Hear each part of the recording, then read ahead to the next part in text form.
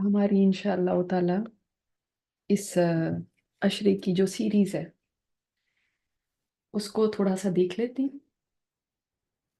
اس series کے نام جیسے آپ نے دیکھا ہوگا، چلو مکہ کی گلیوں میں چل کے دیکھیں۔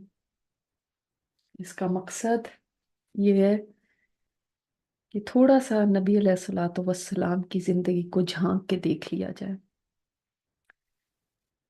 یہ سیریز کتابوں کا ایک سیٹ ہے، سیرت انسائکلوپیڈیا، اس سے لی گئی ہے، جو دارالسلام کی پبلیکیشن ہے۔ 15 جلدوں پہ مشتمل ہے، بہت زیادہ اس میں ڈیٹیل ہے، لیکن ہم چونکہ ساری ڈیٹیل نہیں کر سکتے، لہٰذا اس میں سے صرف چند ایک واقعات لیے گئے ہیں۔ یہ بہت اوتھینٹک کتاب ہے سیرت پہ۔ کوشش کی گئی ہے کہ کچھ بھی اس میں اپنی طرف سے شامل نہ کیا جائے، کیونکہ معاملہ سیرت کا ہے، کوئی ڈرامہ نہیں ہے، کوئی فرضی کہانی نہیں ہے کہ جس میں خود سے اپنی طرف سے کہانیاں ایڈ کر لی جائیں۔ تو ایکسیپٹ یہ کہ جن باتوں کو یا حالات کو بیان کیا گیا ان کو پرسونیفائی کیا گیا بعض جگہوں پر، تو اس سیریز کا مقصد یہی ہے کہ آپ جانیں نبی علیہ الصلوۃ والسلام کی زندگی کو ایک کہانی کی صورت میں، اور آپ کے دل میں ان کے لیے اتنی محبت پیدا ہو جائے کہ ان سے بڑھ کے کسی اور کی محبت نہ ہو۔ تو انشاءاللہ شروع کریں گے یہ سیریز۔ حرم کی مقدس فضاؤں میں گم ہوں، میں جنت کی ٹھنڈی ہواؤں میں گم ہوں۔ حرم کی مقدس فضاؤں میں گم ہوں، میں جنت کی ٹھنڈی ہواؤں میں۔ صلی اللہ علی محمد صلی اللہ علیہ وسلم۔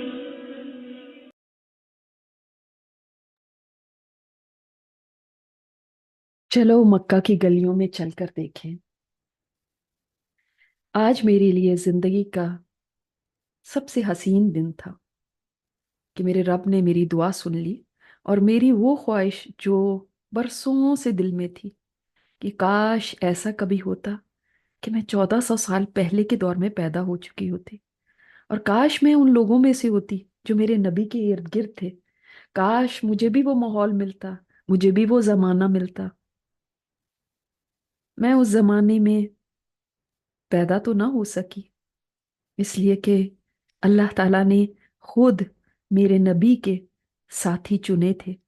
مگر آج جس چیز پر میں خوش ہوں وہ یہ کہ میرے رب نے میری یہ خواہش پوری کر دی کہ میں اس زمانے میں جھانک کے دیکھ سکوں اور محسوس کر سکوں اس دور کو، اس زمانے کو، ان جگہوں کو جن میں کبھی میرے نبی صلی اللہ علیہ وسلم تھے۔ میں ان لوگوں میں سے تو نہ ہو سکی جو آپ کے ارد گرد تھے، مگر کم از کم ان کی زندگی کی ایک جھلک تو دیکھ سکتی ہوں۔ آج میری خوشی اسی بات پر تھی کہ میں وہاں جاؤں گی تو کیا دیکھوں گی، وہ کیا سما ہوگا، وہ کیا لوگ ہوں گے، کیا فضا ہوگی۔ میرے ساتھ میرے رب نے ایک گائیڈ بھی بھیج دیا جو مجھے سوال کرنے پہ بتائے گا جوابات۔ گائیڈ آ چکا تھا اور میں جانے کے لیے تیار تھی۔ اس نے مجھے آنکھیں بند کرنے کو کہا۔ میں نے کچھ دیر کے لیے آنکھیں بند کی، اور جب کھولی تو میرے ارد گرد تپتی دھوپ تھی، دور دور تک ایک صحرا تھا۔ میں اپنے گھر پہ نہیں تھی، میں کہیں اور تھی۔ کچھ دور میں نے دیکھا کچھ عورتیں ایک قافلے کی شکل میں اپنی سواریوں پر سوار تیزی سے کسی منزل کی جانب رواں دواں تھی۔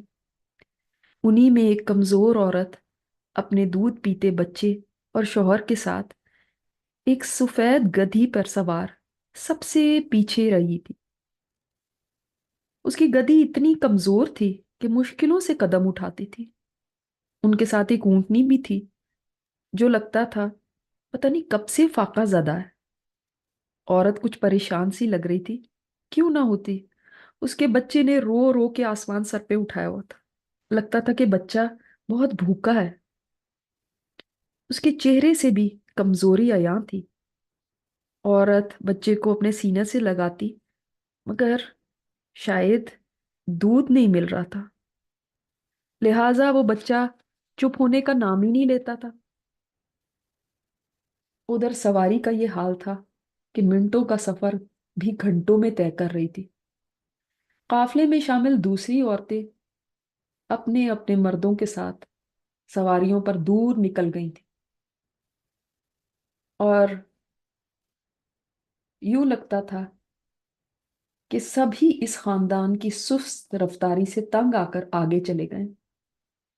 یہ خاندان مسلسل ایک مشقت میں پڑا ہوا تھا۔ نہ تو ان کے پاس بچے کی بھوک مٹانے کا کوئی سامان تھا، نہ ہی سواری کو تیز دوڑانے کا کوئی راستہ نظر آ رہا تھا۔ اسی کشمکش میں یہ چلتے جا رہے تھے کہ دور ایک بستی نظر آنے لگی۔ قافلے کی دوسری سواریوں نے بستی کو دیکھ کے اپنی سواریاں مزید تیز کر لی، اور ادھر اس عورت کی تھکی ماندی گدی مزید سست ہو گئی۔ خدا خدا کر کے یہ خاندان بستی تک پہنچا۔ میں بھی ان کے ساتھ ساتھ تھی۔ میں نے دیکھا ایک چھوٹی سی بستی ہے، مٹی کے گھر ہیں جن کی چھتیں اکثر کھجور کی چھال کی بنی ہوئی ہیں، ہر طرف گہما گہمی ہے۔ کچھ لوگوں کے آگے پیچھے سیاہ فام غلام پنکھا جل رہے ہیں، یوں معلوم ہوتا تھا کوئی سردار قسم کے لوگ ہیں۔ انہوں نے قیمتی لباس پہنے ہوئے تھے اور بڑے اکڑ کے آگے آگے جا رہے تھے۔ باقی کچھ لوگ درمیانے طبقے کے معلوم ہوتے تھے۔ اسی طرح میں نے دور دیکھا کہ ایک عمارت کے گرد لوگ چکر کاٹ رہے ہیں اور سب ننگے ہیں۔ مجھے دیکھ کر بہت شرم آئی، عورتیں بھی ننگی اور مرد بھی۔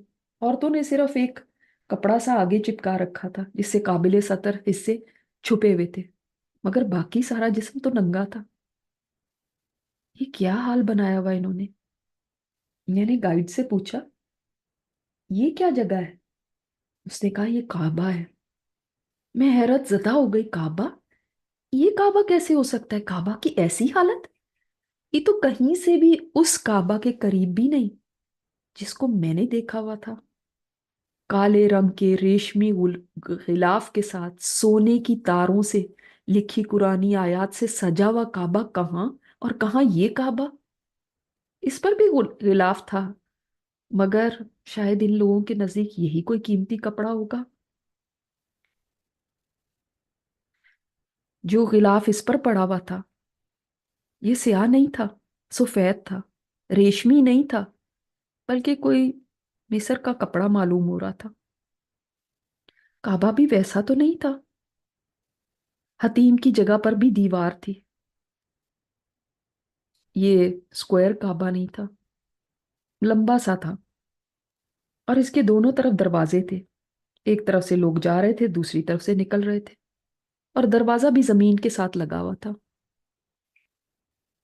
میں نے کبھی سوچا نہیں تھا کہ کعبہ ایسا بھی ہو سکتا ہے۔ اس کے چاروں طرف بت پڑے ہوئے تھے، کوئی بڑا بت کوئی چھوٹا۔ لوگ آ کے اپنے اپنے بتوں کے سامنے چڑھاوے چڑھا رہے تھے، کوئی قربانی کر رہا تھا ان کے آگے۔ ان بتوں کی بہت ہی نحوست تھی۔ کعبے کی حالت بھی خستہ لگ رہی تھی۔ صرف اتنا اونچا تھا کہ ایک آدمی کے قد سے تھوڑا سا اونچا، تقریباً 9 ہاتھ تک ہوگا، اور اوپر چھت بھی نہیں تھی۔ دیواریں بھی بوسیدہ ہو رہی تھی۔ یہ وہ کعبہ نہیں تھا جیسا میں اپنے زمانے میں دیکھتی رہی ہوں۔ میں کعبے کو دیکھنے میں مگن تھی، اتنے میں مجھے خیال آیا کہ وہ خاندان کہاں گیا۔ میں دوڑی دیکھا تو وہ عورت ایک جگہ کھڑی اپنے قافلے والوں کی عورتوں سے باتیں کر رہی تھی۔ عورت کی گود میں ہر عورت کی گود میں ایک بچہ تھا، اور ایک کہنے لگی، حلیمہ اب تو کوئی بچہ بھی نہیں باقی بچا، سب بچے تو لے لیے گئے ہیں، بس وہاں اس گھر میں ان کے پاس چلی جاؤ، وہاں ایک یتیم بچہ ہے، اس کو ابھی تک کسی نے لے لیا، ویسے بھی ان سے کوئی خاص معاوضہ تو ملے گا نہیں، اس بچے کی صرف ایک ماں ہے اور ایک دادا ہے۔ حلیمہ لگتا تھا کچھ مایوس سی ہو گئی، تو بولی تمہاری مرضی ہے، اگر وہ لینا ہے تو لے لو۔ حلیمہ کا چہرہ اتر گیا، عورتوں کے بتانے کے باوجود اپنی پوری کوشش کرنے لگی کہ کہیں اور سے کوئی اور بچہ مل جائے، مگر سبھی گھروں کے بچے دائیوں نے جلدی جلدی پہلے ہی لے لیے تھے۔